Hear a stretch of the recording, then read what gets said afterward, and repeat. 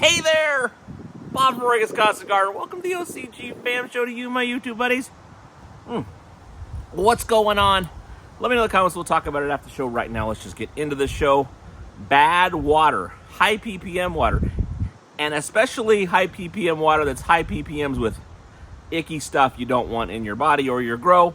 How do you deal with it? When do you throw in the towel and try to fix the water and just go with RO water? And if you go with RO water, how do you make the RO water work with your grow? That's what we're talking about in this episode. A little clip that Scott talked about it. I think it's informative. I think you'll like it. I'd like you to watch it. I'll talk to you after. Okay, John, how high is too high? Well, high as a motherfucker. go back to those. There's more to the question. When it comes to ppm in tap water, I live in Arizona, and the ppm in my tap water is 332 ppm this morning. It is down from hitting a high of almost 500 ppm a week ago. The water here is so nasty, I don't drink from the faucet. And because of that, I don't grow in it either. Okay. But am I making a mistake thinking I can use the nasty water to grow with? ppm with RO water is 18 to 20, but an RO system strips the water to a point where I have to build it back up again.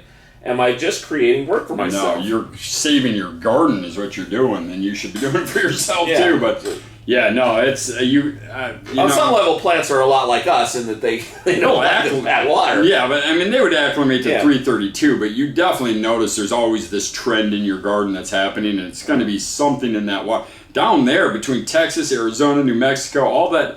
There's so much atrazine in the water.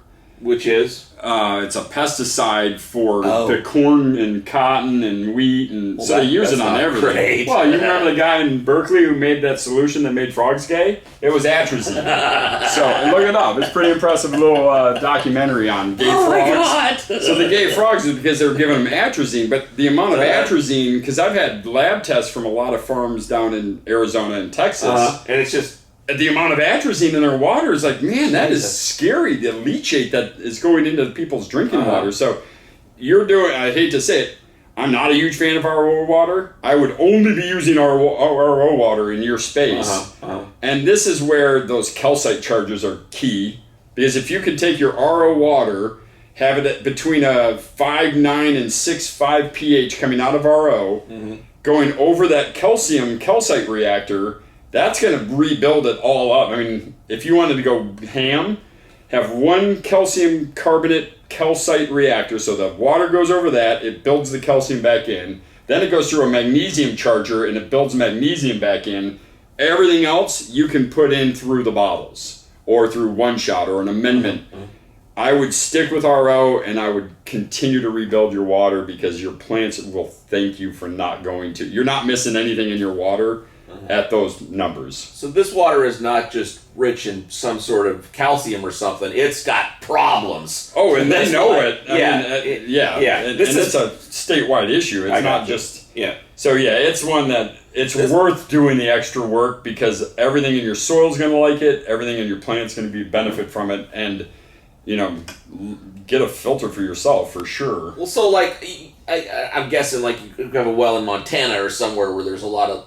It depends on where you are. But there are places where there's just a high ppm, but it's naturally a high ppm because of the minerals in your soil, not because of the poison in your soil. Well, and that's it. There's also, it's an ancient ocean bed, so you got sodium. I mean, that part of that 500 could just be ocean water. I mean, there's places here in Veneta that literally have 1,200 parts per million. It's salt water coming out of the wells because it's old ancient seabed. Out in Utah, they just put water into the ground and just the salt bubbles up out of it. They just peel it off. Tons, Unfortunately, I would stick with RO down there. It's definitely going to save you. Okay, what do you think of that? Informative, entertaining, helpful? Agree, disagree, questions, comments? Throw them in the comments and we'll talk about it. I love you. I'll see you tomorrow. The OCG Fam Show. It's pretty good. It happens every day. It's the OCG Fam Show. See you tomorrow.